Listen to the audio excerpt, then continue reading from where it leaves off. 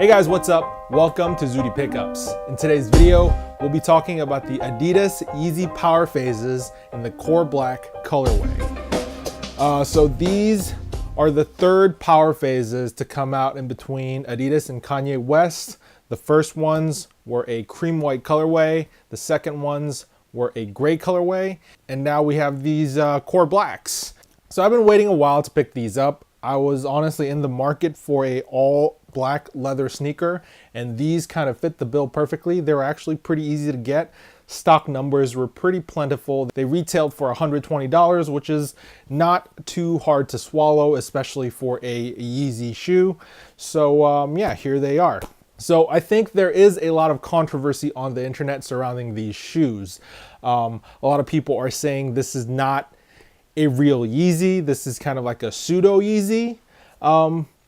And that's mostly due to the fact that this shoe, as many of you guys may know, is not a original design. It's a re-release of a shoe that Adidas had from back in the 1980s, a classic aerobic shoe.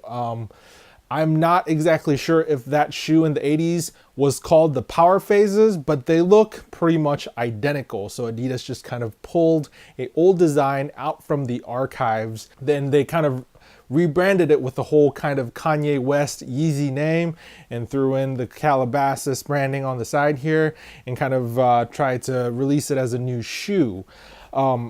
A lot of people are also saying that this shoe looks pretty much identical to the Reebok Classics that you can pretty much readily get anywhere. But to that, I think a lot of people don't know that Adidas actually owns Reebok.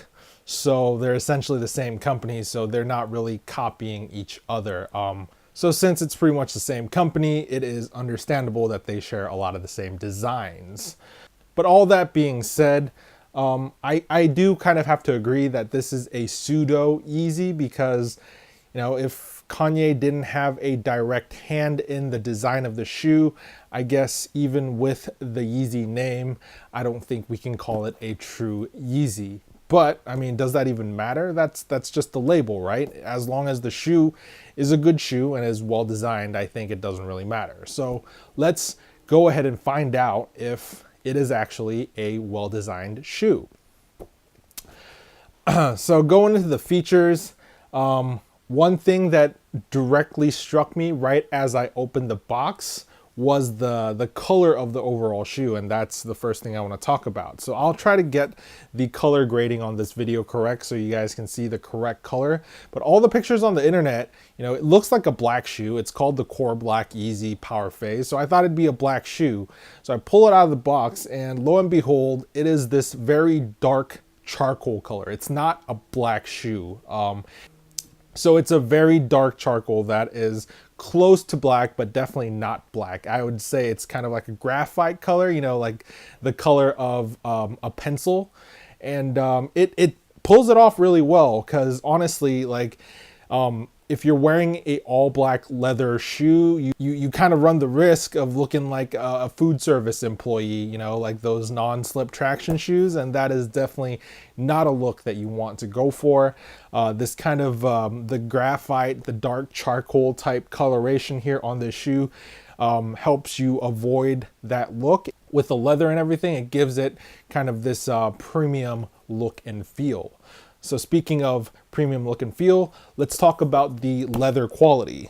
I'm definitely no expert in leathers, but I've owned enough sneakers and shoes to kind of know the difference between good leather and bad leather. And I think the leather used on this is it's like questionable leather. It's not the best quality leather.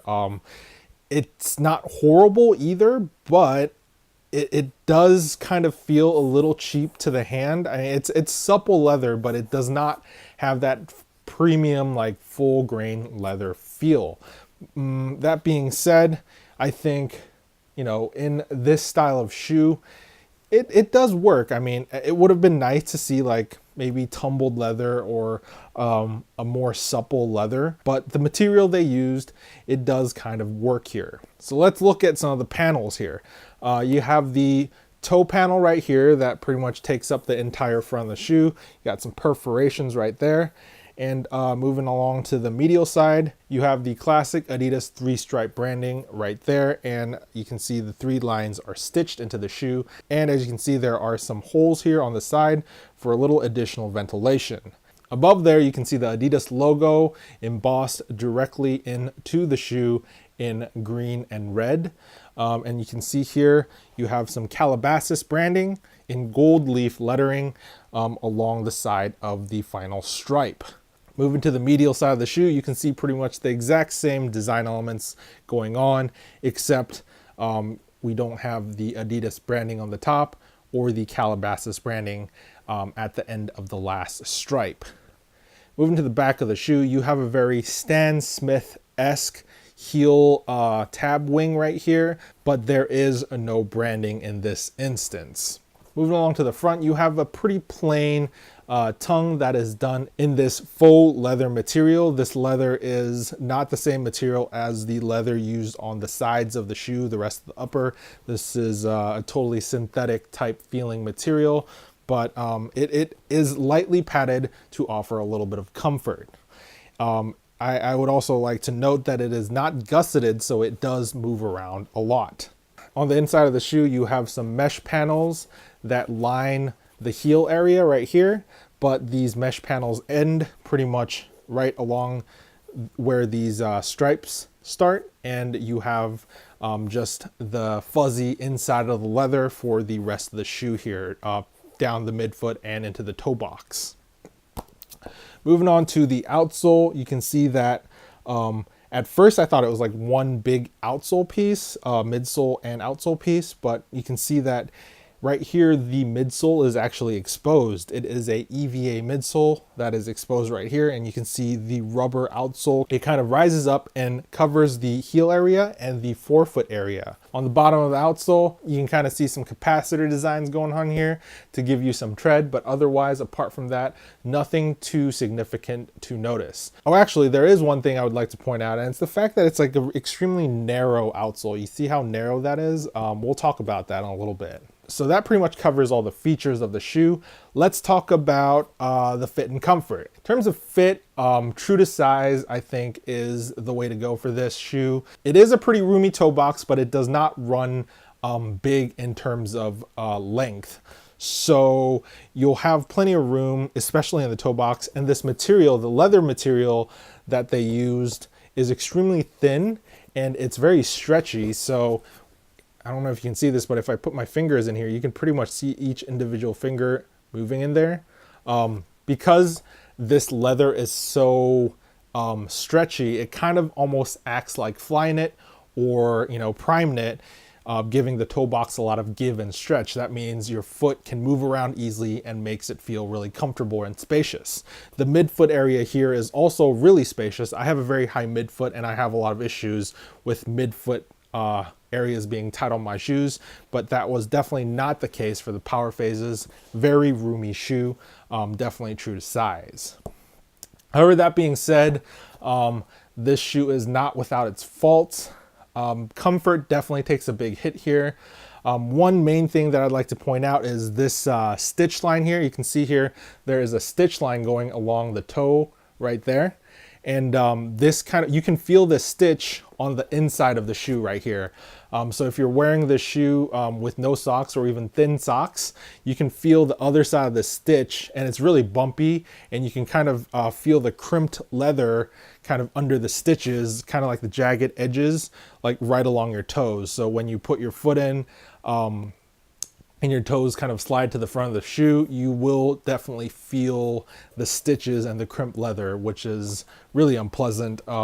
I have to wear thicker socks to kind of avoid that feeling. I wish they did a better job of kind of like finishing the inside of the shoe so you didn't have to directly feel that.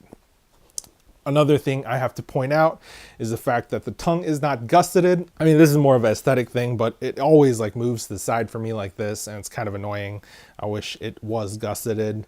And in terms of just straight up comfort, The shoe does leave a lot to be desired because, as you can see, you know, this is a straight up retro of an 80s shoe. They didn't have any sort of cushioning technologies back then that were significantly comfortable. This was like pre-Nike Air, and you can see here this is just like straight up EVA foam, very thin layer, like maybe half an inch of EVA foam. So you're gonna get like the comfort of some flip-flops maybe, nothing really else. Oh, and one last gripe is the thinness of this outsole here. As you can see, this is extremely thin, and when I wear my shoes, like my shoes kind of tend to bag out like this, and you can see how much overhang there is right here. It almost feels like I'm standing on ice skates. The shoes are extremely narrow in the outsole. Wish they would have expanded the outsole a little bit to make me feel a little more stable when I wear this. So all in all, you know, I know I just ragged on the shoe, but does this make it a bad shoe? I don't think so, not necessarily. And it's definitely not the most comfortable shoe, and I do think there are a lot of room for improvements here.